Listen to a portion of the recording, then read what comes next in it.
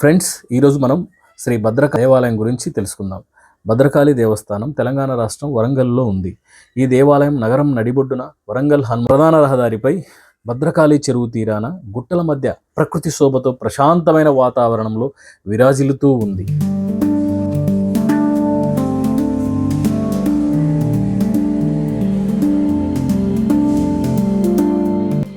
మేము అక్కడికి వెళ్ళేసరికి రాత్రిపూట అవడం వల్ల అప్పటికే వర్షం బాగా పడి ఎటు చూసినా కూడా వాతావరణం చాలా చల్లగా ప్రశాంతంగా ఉంది. సో మేము గుడిలోకి ఎంటర్ అయ్యాం లోపలికి. అక్కడ అమ్మవారు చాలా అద్భుతంగా అమ్మవారి విగ్రహం దాదాపు 9 అడుగుల ఎత్తు 9 అడుగుల ఎడల్పుతో కన్నుల పండుగగా అలరారుతూ భక్తులను కటాక్షిస్తూ కనిపిస్తూ ఉన్నారు. అక్కడ అమ్మవారి 4 చేతుల్లో ఖడ్గము, చురిక, జపమాల, ఢమరకం ఉండగా ఎడమవైపు ఉన్న 4 చేతులలో ఘంటా, త్రిశూలం, చిన్న మస్తకం, పానపాత్రాలు ఉన్నాయి. అమ్మవారు పశ్చిమముఖంగా ఉన్నారు. ఇక్కడ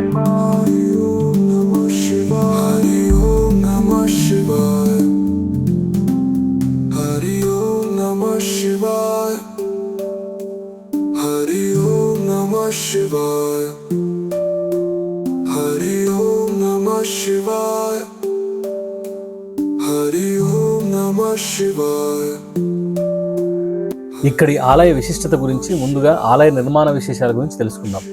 ఇది మనకు క్రీస్తు శకం 625లోనే నిర్మించబడిందని స్థానికుల కథనం. వేంగి చాళుక్యులపైన విజయం సాధించడానికి పశ్చిమ చాళుక్య ప్రభు అయిన 2వ పూలకేసి ఈ ఆలయాన్ని నిర్మించి అమ్మవారిని ఆరాధించినట్లుగా చెబుతారు. అందుకు ఆధారం అమ్మవారి విగ్రహం ఒక పెద్ద ఏకండ శిలా మీద చెక్కబడి ఉండటమే.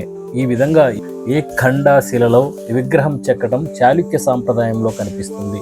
రెండవది, ఈ ఆలయ నిర్మాణానికి నిలిపిన మూల స్తంభాలు చతురస్రాకారంలో ఉన్నాయి. కాకతీయుల స్తంభ విన్యాసం వర్తులాకారంలో కనిపిస్తుంది. ఈ కారణాల వల్ల ఈ దేవాలయం చాళుక్యుల కాలంలో నిర్మించబడిందని కొందరి ఊహ. అయితే ఆలయ స్తంభాలు చెక్కిన విధానము, ఆ స్తంభాలను నిలబెట్టిన విధానం, విశాలమైన ముఖద్వారం అన్నీ కాకతీయుల కాలంలో నిర్మించబడిందనేది అనిపిస్తుంది. ఈ ఆలయం మహామండపంలో దక్షిణం వైపున ఒక శిల మీద చెక్కిన పార్వతీ పరమేశ్వరుల విగ్రహాలు ఉన్నాయి. ఈ విగ్రహాలు భద్రకాళి అమ్మవారు ఉన్న భూమి నిలయంతో సమానంగా ఉండటం వలన ఇవి కూడా ప్రాచీన కాలపు అని అనిపిస్తుంది.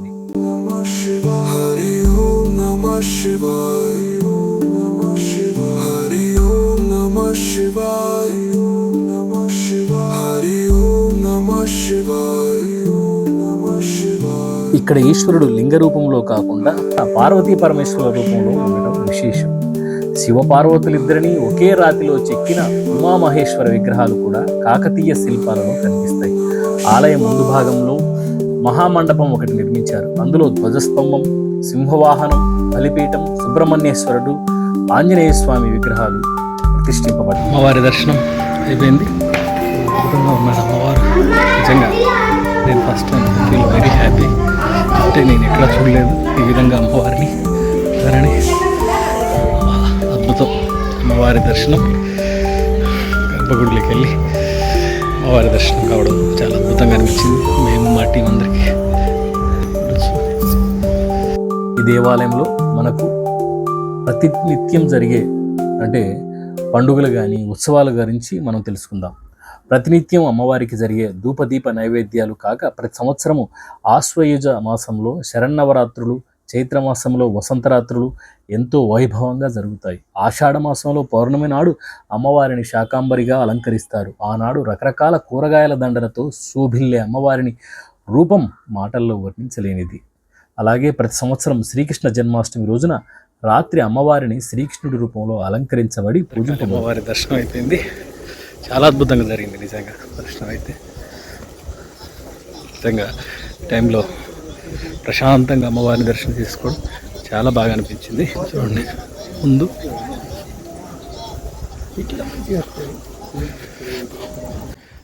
అమ్మవారి ఆలయంకి ఎదురుగా పెద్ద చెరువు ఒకటి ఉంది. దానినే భద్రకాళి చెరువు అని పిలుస్తారు. వరంగల్ నగర ప్రజలకు తాగునీటి సరఫరా కూడా ఈ చెరువు నుండే జరుగుతుంది. చూస్తున్నాం కదా, ఇటు వైపు అదే చెరువు అనమాట, భద్రకాళి చెరువు. సో ఇప్పుడు మనం బయటకు వచ్చేసామన్నమాట. అమ్మవారి దర్శనం చాలా అద్భుతంగా జరిగింది. మరొక టెంపుల్ విశేషాలతో మళ్ళీ కలుసుకుందాం.